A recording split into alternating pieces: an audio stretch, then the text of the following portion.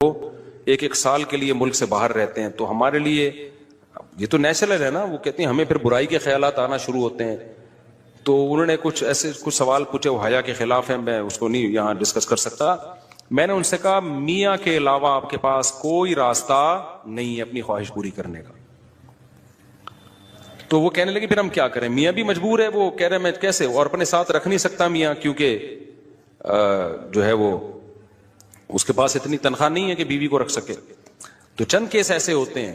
اصولی طور پر تو میاں کو چاہیے اللہ پہ توکل کرے، غریب بھی ہے نا اپنے ساتھ اپنی بیوی کو رکھے. کوئی بات نہیں، میاں بیوی دونوں روکھی سوکھی مل کے کھا لیں گے، کم پہ گزارا کر لیں گے. جو بیویوں کو چھوڑ کے ایک ایک سال دو سال کے لیے باہر جاتے ہیں، یہ شریعت میں بالکل پسندیدہ نہیں ہے. اللہ نے بیوی کو صاحبہ کہا ہے، ساتھ رہنے والی. ساتھ رہنے والی.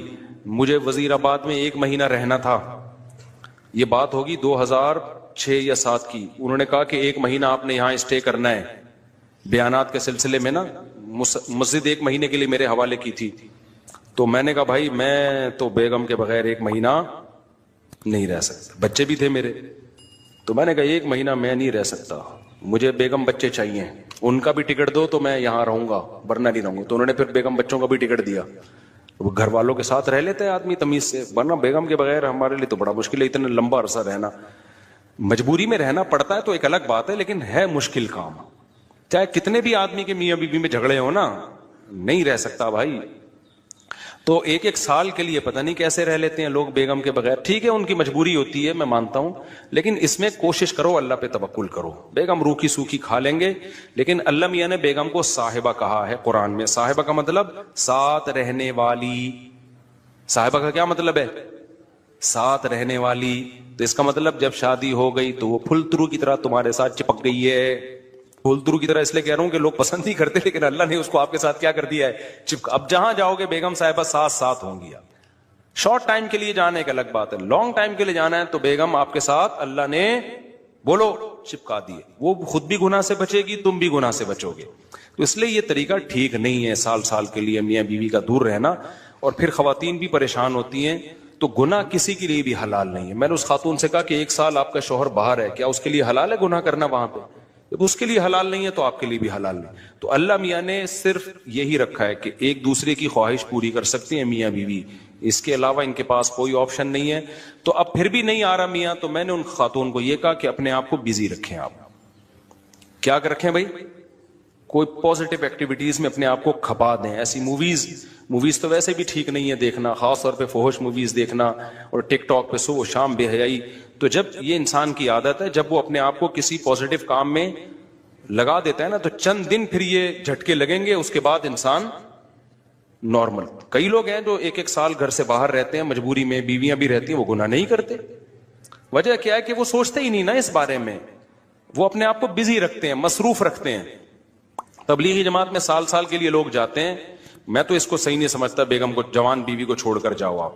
لیکن بہرحال جو جاتے ہیں تو وہ گناہ تھوڑی کرتے ہیں، بچے رہتے ہیں، کیونکہ وہ ایک خاص ترتیب میں اپنے آپ کو جوڑ چکے ہوتے ہیں. بہرحال یہ نہیں ہے اس کو. تبلیغی جماعت میں سال کے لیے جا رہے ہو، اگر شادی شدہ ہو بیگم کو بھی لے کے جاؤ ساتھ میں.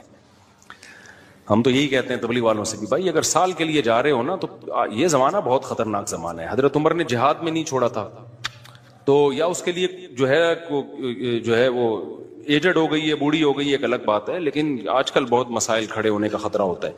لوگ کہتے ہیں نہیں فلاں سال کے لیے گیا کوئی مسئلہ نہیں ہوا. بھائی مسئلہ ہونے پر حکم کا مدار نہیں ہے، فتنے پر حکم کا مدار ہے، خوف پر. بے پردگی جب ہوتی ہے تو لازمی زنا نہیں ہوتا، لیکن زنا کا خطرہ ہوتا ہے. تو خطرے کی بیس پہ شریعت نے عورت کو پردے کا حکم دیا ہے. سمجھ رہے ہو؟ تو آپ اپنی بیگم کو 1 سال کے لیے، جوان بیوی ہے، اس کو چھوڑ کے چلے گئے، تو ضروری نہیں کہ وہ برائی میں لگے، لیکن برائی کا خطرہ ہے نا.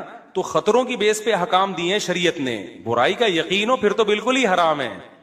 تو خطرے کی بیس ہے، خطرہ اس بات کا. اس لیے اتنا لمبا بیگم کو چھوڑ کے جانا ٹھیک. اور میں آپ سے بتاتا ہوں، دیکھو جس کو بیوی کے حقوق دینے ہو نا، اپنی بیٹی کو سامنے رکھ کے سوچ لے. آپ یہ چاہتے ہو کہ آپ کی بچی کی شادی ہو اور داماد اس کو 1 سال کے لیے چھوڑ کے چلا جائے، تو آپ اپنی بیٹی کے لیے پسند کرو گے اس بات کو؟ تو جو اپنے کے لیے پسند نہیں کر رہے، دوسروں کی بیٹیوں کے لیے کیوں پسند کر رہے ہو اس بات کو؟ بھائی یہ تو غلط ہے نا. تو اس لیے یہ اچھے لوگوں کی علامت نہیں ہے. ہاں تبلیغ میں اللہ کے لیے قربانی دے رہے ہوتے ہیں، لیکن بیگم کو بھی لے جاؤ یار.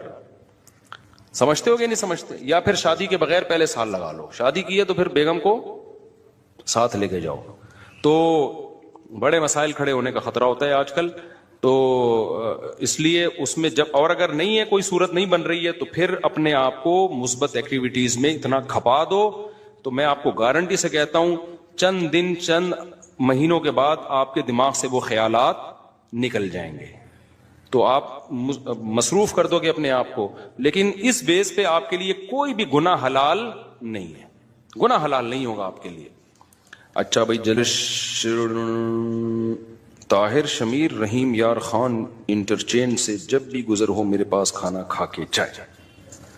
ٹھیک ہے انشاءاللہ، صلو علی الحبیب. چلیں کبھی گزریں گے تو. لیکن وہی ہے، کسی سے ملاقات نہیں کروانی، سیدھا کھانا رکھ دینا ہے، اصرار نہیں کرنا. ہماری مرضی، کھانا کھائیں نہیں کھائیں، نکل لیے پھر ٹھیک ہے. ایسی دعوت ہمیں بہت اچھی لگتی ہے.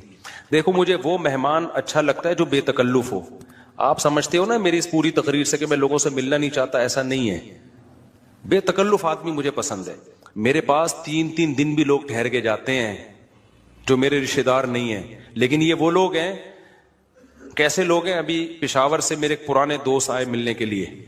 آئے، میں نے کہا السلام علیکم، کیا حال ہے، سب سیٹ چل رہا ہے؟ الحمدللہ. اس کے بعد پتہ نہیں میں بھول گیا، وہ خود ہی جا کے کھانا کھا رہے ہیں. میں تو مصروف آدمی ہوں بھائی، خود ہی کھانا کھا رہے ہیں، لیکن برا نہیں محسوس کر رہے. پھر جب مجھے ٹائم ملتا ان کو بلا لیتا، آ جاؤ یار بیٹھتے ہیں، جا بھائی چائے بنا کے لاؤ، بھائی ان کو بھی پلاؤ مجھے بھی پلاؤ.